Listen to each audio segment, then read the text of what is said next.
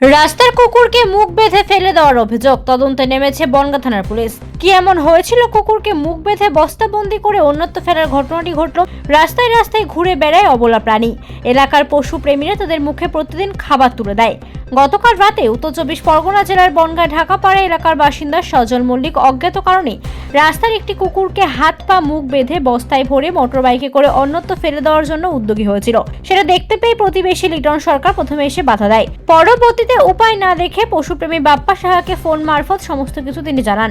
এরপরেই সমস্ত ঘটনার বিবরণ দিয়ে বনগাঁ থানায় লিখিত অভিযোগ দায়ের করে লিটন সরকার। অনেকগুলো কুকুর থাকে, ধরুন তাদেরকে আমি খেতে দিই, তারা আমার বাড়িতেই থাকে, ছোট থেকে বড় হচ্ছে বাড়িতে থাকে, আশেপাশে থাকে, তাদেরকে খেতে দিই, রাস্তা কুকুর তারা। এইবার আমার বাড়ির পাশে একজন সে আমি যখন আজকে বাড়ি যাই দুপুর টাইমে দেখি একটা কুকুরকে বস্তাবন্দি করে সে নিয়ে যাচ্ছে। কোথায় নিয়ে যাচ্ছে? সে নিয়ে জানি না কোথায় নিয়ে গেল, আমি গেছিলাম, সে নিয়ে গেল হচ্ছে চারপাড়া দিক অনেকটা গেল, আমি তাদের জন্য ধাওয়া করেছিলাম, কিন্তু আমি তার সাথে পেরে উঠিনি। সে এবং আমার বাড়ির পাশে আরেকটা ছিল, দুজন মিলে কুকুরটাকে নিয়ে কোথায় যে ছাড়লো, আদৌ বস্তাবন্দি করে জলের মধ্যে ফেললো বা কোথায় ফেললো আমি জানি না। কুকুরটা এই মুহূর্তে কী অবস্থায় আছে, তো আমি আপনাদের কাছে একটা হেল্প চাই, আমার কুকুরটা যেন সঠিকভাবে ফিরে আসে।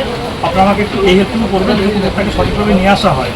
তো বিচার চাই যে এটা কেন করলো, রাস্তার কুকুর কি রান্না করতে পারে, ওরা খাবে কি? আমরা যদি খেতে না দিই ওরা খাবেটা কি? রাস্তার কুকুর, তাদেরকে আমি খেতে দিই, এটা আমার অপরাধ। এর একটা আপনারা যেটা সঠিক সিদ্ধান্ত মনে করেন আমাকে একটু, আমি একটা অলরেডি একটা কপি করেছি, রেডি করেছি, এটা আমি বনগাঁ থানাতে কপি জমা দিচ্ছি, এই তার একটা প্রুফ। আমি অবশ্যই অভিযোগ করছি যে আমার এর একটা বিচার আমি চাই। অভিযোগ পেয়ে পুলিশ ঘটনা তদন্ত শুরু করেছে। পাশাপাশি এই বিষয়ে পশুপ্রেমী বাপ্পা সাহা বলেন, যদিও পশ্চিমবঙ্গ পুলিশের পক্ষ থেকে প্রাণী এবং অবলা পশুদের প্রতি সাধারণ মানুষের আচরণ সম্পর্কে জনসচেতনতা গড়ে তোলার জন্য নিরলস চেষ্টা চালিয়ে যাচ্ছে। এই ব্যাপারে ভারতীয় ন্যায় সংবিধানে কঠোর শাস্তির ব্যবস্থাও রয়েছে। আজকে আমাদের কাছে এই দাদা ফোন করেছিল যে আমরা লাভ অ্যান্ড কেয়ার সংস্থার মেম্বার, আমরা যারা কুকুর পশুপ্রেমী, যারা কুকুরকে ট্রিটমেন্ট করি, তো উনি আমাদের কাছে সাহায্যের জন্য ফোন করে যে ওনার এলাকায় কোনো একটি ভদ্রলোক তিনি একটি কুকুরকে মেরে তাকে বস্তায় ভরে কোনো একটি জায়গায় সে নিয়ে যাচ্ছে। এবার দাদারা আমাদের কাছে হেল্পের জন্য ফোন করে। আগেও আমরা দাদাদের ওখানে কুকুরগুলো ট্রিটমেন্টের জন্য গেছি, তো কুকুরগুলোকে আমরা বেশ দেখি, দেখাশুনো করি। তো সেক্ষেত্রে আমরা চাই যে এই নিকৃষ্ট লেভেলে কাজটি করলো তার জন্য কঠোর শাস্তি হয়, এবং আমরা দাদাদের পাশেও আছি। আমরা থানাতে অভিযোগ দেব, লিখিত অভিযোগ দেব। আশা করি প্রশাসন আমাদের সঙ্গে থাকবে, এবং যারা এই ধরনের কাজ করে তাদেরকে বলবো দয়া করে মানুষের মতো ব্যবহার করুন পশুদের সাথে, কারণ এরা অবলা জীব, এরা তো আর কথা বলতে পারে না।